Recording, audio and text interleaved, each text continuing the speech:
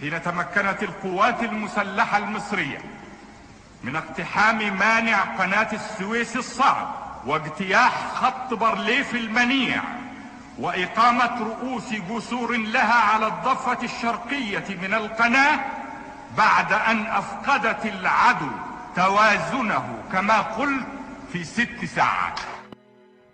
بعد خطة تطوير الهجوم على جبهة الجولان اللي أمر بيها الرئيس أنور السادات لتخفيف الضرب على الجبهة السورية زي ما قلنا في الحلقة اللي فاتت، ب9 ألوية مدرعات مصرية، وكان بيدعم الهجوم ده دعم جوي بطيارات قاذفة ميج 17 وسوخوي 7 وسوخوي 20 وطبعا على راسهم الميج 21. وبرغم ان تطوير الهجوم ده للأسف فشل، وساعتها الصهاينة شافوا ان دي فرصة ليهم لتدمير الطيران المصري تماما. طبعا بعد ما خدوا ثقة بعد اللي حصل في نكسة 67، حبوا يكرروا الهجوم الجوي ده عشان يقضوا على كل المطارات العسكريه اللي موجوده في الصالحيه وطنطا والمنصوره، والمنصوره دي بالذات كانت الهدف الرئيسي ليهم، وهنقول ليه. جهز نفسك عشان تسمع تفاصيل معركه المنصوره، اطول معركه جويه حصلت بعد الحرب العالميه الثانيه واللي انتهت بانتصار المصريين. وانزل دلوقتي اعمل لايك وسبسكرايب وخلينا نبدا. انا عصام عبد الحميد وده المفيد.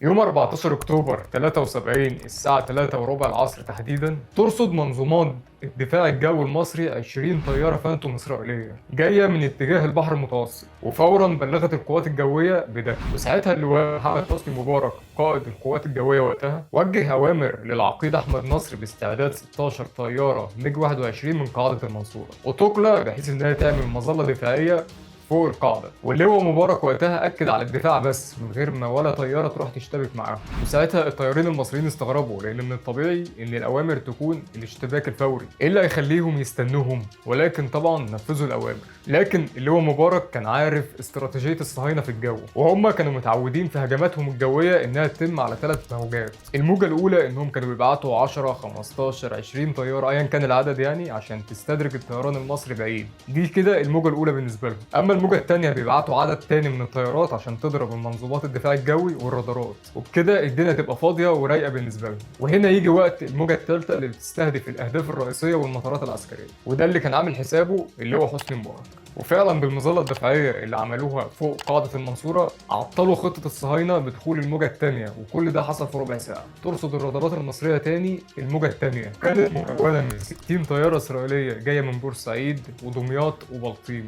وهنا ادرك الطيارين انهم ليه خدوا اوامر انهم ما يشتبكوش مع الموجه الاولى، وهنا امر اللواء مبارك باعتراض الموجه الثانيه بال 16 طياره ميج من قاعده المنصوره و8 طيارات تانيين دعم من قاعده طنطا. وبعد 8 دقائق تقريبا ترصد الرادارات للمره الثالثه هجمه اسرائيليه مكونه من 16 طياره، وساعتها تيجي الاوامر باقلاع اخر 8 طيارات من قاعده المنصوره و8 طيارات كمان من قاعده ابو حماد للاشتباك معاهم. والساعه 4:10 ترصد الرادارات المصريه اخر موجه للاسرائيليين بقوه 60 طياره فانتوم وسكاي هوك، ودول كانوا مهمتهم ضرب المطارات العسكريه وتحديدا قاعده المنصوره. بالمناسبه اسرائيل شاركت في المعركه دي ب 165 طياره فانتوم وسكاي هوك وميراج قصاد 62 طياره مصريه ميج 21. ده غير طبعا فرق الامكانيات اللي بين الطيارات دي اللي حكيناها في حلقه فروق الطيارات، لازم ترجع لها عشان فيها معلومات مهمه. تبدا المعركه في الجو بال 180 طياره في وقت واحد، واللي المصريين عملوه بطيارات الميج 21 في اليوم ده من مناورات واشتباكات بيها خلى الروس نفسهم المصنعين للطياره يطلبوا تقارير من الطيارين المصريين بعد المعركه عن ازاي عملوا كده بطياراتهم. طب اشمعنى قاعده المنصوره كانت شوكه في زورهم وقتها؟ قاعده المنصوره كان فيها لواء كامل يعني سربين كاملين. خلي بالك ده ما كانش الهجوم الجوي الوحيد الاسرائيلي على المنصوره، لانهم هجموا قبل 14 اكتوبر 3 مرات، يوم 7 و9 و12 اكتوبر، بس فشلوا في ال3 محاولات. والمطار اشتغل بالصبح. هم عاوزين يشيلوا المطار ده باي ثمن، لان مركز المقاتلات موجود. المنصوره بتخش انشاص كله الكنترول في المنصوره، يعني المطارات بتيجي من انشاص بتخش تحت قياده قائد المنصوره، من ابو حماد قياده المنصوره. فالمنصوره عندهم موضوع خطير جدا، فهم عاوزين يضربوا المطار. ويوم 12 اكتوبر ده بالذات خسرت اسرائيل 22 طياره، وده طبعا عدد كبير من الطيارات اللي خسروها في يوم واحد، واعتبروه اسوأ يوم في معاركهم الجويه. على لسان اللواء طيار نصر موسى وهو من اهم اللي شاركوا في المعركه، بيحكي ان بعد استقبالهم ل3 خراطيش انذار لونهم احمر، معنى كل خرطوشه كانت بتتضرب يعني لازم يطلع 4 طيارات فورا في الجو. وبعد ما نصر طلع بطيارته بثواني كان في فانتوم اسرائيليه ضربت المدرج على طول. فرمى خزانات الوقود الاحتياطيه اللي معاه عشان يشتبك مع الطياره دي وتكون مناورته اسرع. وفعلا الطيار الاسرائيلي وقتها بدا ان هو يناور عشان يفلت منها. وعلى عكس توقع نصر ان الطيار الاسرائيلي يسيب الطياره بتاعته وينط منها، الا اللي حصل العكس، وهو ان الاسرائيلي بدا ان هو يطير في خط مستقيم، وده طبعا هيسهل لنصر ضربه بسهوله. فاستغرب، بس الطيار الاسرائيلي كان عايز يحط نصر في مصيده، وهو فعلا حس بكده، لان اللي قدامه كان بيعمل مناورات ضعيفه عشان يسهل لزميله اللي وراه ان هو يضربه. وفعلا بيكمل كلامه وبيقول ان هو افتكر في اللحظه دي كلام استاذه الرائد سمير عزيز: قبل ما تضرب بص وراك.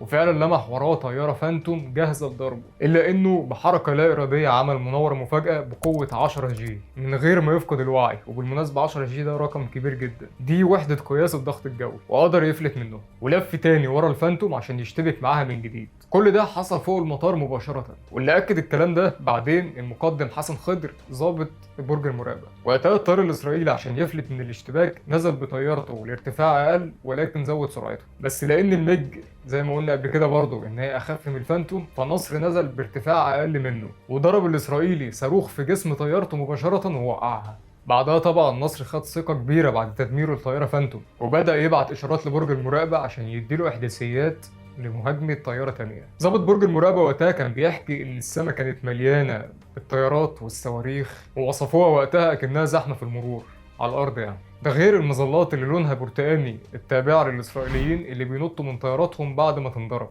وفي الوقت ده بدأ طيارات كتير إسرائيلية تنسحب، والطيارين المصريين استغلوا الانسحاب ده، ومنهم النقيب نصر موسى عشان ينزلوا بطياراتهم يملوا خزانات الوقود ويسلحوا طياراتهم من جديد. ومن سرعة مجريات المعركة كانت الطيارة بتنزل تتسلح وتتفول في 6 دقايق بس عشان ترجع للجو تاني وتكمل. وطبعا اللي ساهم في ده الفنيين ومهندسين الطيران اللي موجودين في المطارات، ودورهم طبعا كان كبير في المعركة. والساعة 4:08 بالظبط كان وقت هروب آخر طيارة إسرائيلية من الجو، واللي كان اليوم ده اعترف فيه الصهاينة بنفسهم إنه كان من أسوأ أيامهم الحربية بالرغم من امتلاكهم أحدث التكنولوجيا في الوقت ده. وبكده تكون خلصت أطول المعارك الجوية اللي حصلت واستمرت 53 دقيقة يوم 14 أكتوبر. يوم 16 أكتوبر حصل اشتباك جوي تاني في بورسعيد بين قوات الدفاع الجوي المصري وسلاح الجو الإسرائيلي. وقتها جه توجيه لنفس التشكيل اللي كان قائده اللواء حسن فريد صقر، ومعاه الطيار ابو النجا وعبد المنعم همام، وطبعا النقيب نصر موسى لدعم قوات الدفاع الجوي المصري هناك. ولكن اكتشفوا ان الطيارات اللي بتهاجمهم كانت ميراج ومش عليها نجمه اسرائيل اصلا،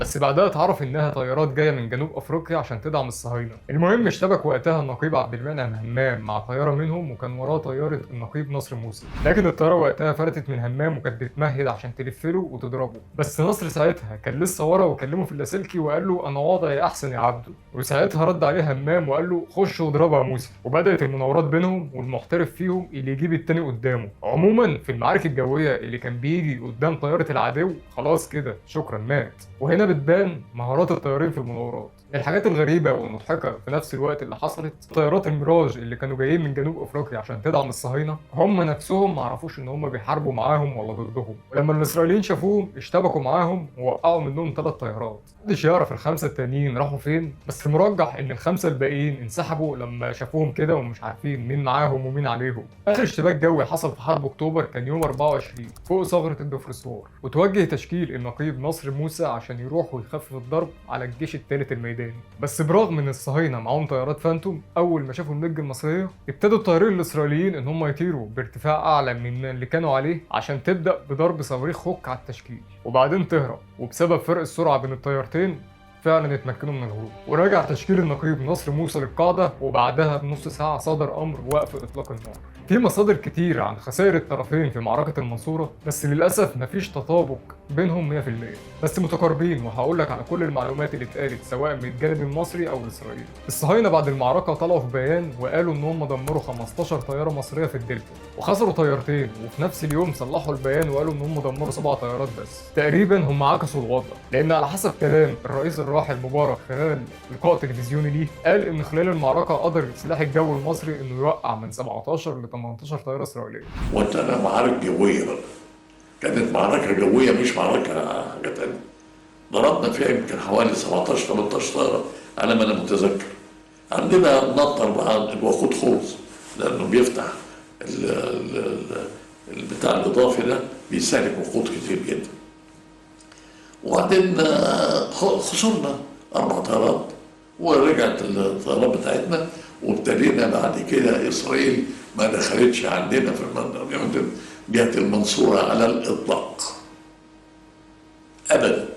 في نفس اليوم الساعة 10 أذاع الراديو المصري بيان اتسمى بالبلاغ 39، واللي كان بيقول: دارت اليوم عدة معارك جوية بين طائراتنا وطائرات العدو التي حاولت مهاجمة قواتنا ومطاراتنا، وكان أعنفها المعركة التي دارت بعد ظهر اليوم فوق شمال الدلتا، وقد دمرت للعدو 15 طائرة وأصيب لنا 3 طائرات، كما تمكنت وسائل دفاعنا الجوي من إسقاط 29 طيارة للعدو، منها طائرتان هليكوبتر، وبذلك تكون إجمالي خسائر العدو اليوم 44 طائرة. وعلى حسب كلام مصادر مواقع تانية قالت إن خسائر الصهاينة كانوا 15 طيارة. الطيار محمد ضياء الحفناوي أسقط 3 طيارات، الطيار رضا صقر أسقط طيارتين، الطيار نبيل فؤاد أسقط طيارة، الطيار ناصر موسى أسقط طيارة، الطيار علي مهران أسقط طيارة، الطيار أحمد يوسف الوكيل أسقط طيارة، الطيار محمد قطب أسقط طيارة، الطيار قادر حامد أسقط طيارة. أما الطيار محمد قادر عبد الحميد أسقط أكتر من طيارة بس محدش يعرف العدد بالظبط، مقابل 5 طيارات مصرية، منهم 2 وقعوا عن طريق فانتوم الإسرائيلية، و2 منهم وقع بعد نفاذ الوقود، وطيارة انفجرت بعد ما ضربت طيارة فانتوم ودخل في حطامها، وده الأرجح على حسب شهادات الطيارين المصريين. هي دي القوات الجوية المصرية اللي خسرت إسرائيل خلال معاركها الجوية 44 طيارة، وقتها كان حوالي 10% من قوة سلاحهم الجوي، بتوفيق من ربنا وبفضل منظومات الدفاع الجوي والقوات الجوية، واللي أثبتت إن الإمكانيات المتطورة قدام المهارات ولا حاجة. وبرضه المعركة دي بتدرس في معظم الكليات العسكرية في دول العالم من حيث الاستراتيجية والدفاع التكتيكي. وبس كده، ولو عجبك الفيديو ما تنساش تعمل لايك وسبسكرايب. اتشرفت بمتابعتكم.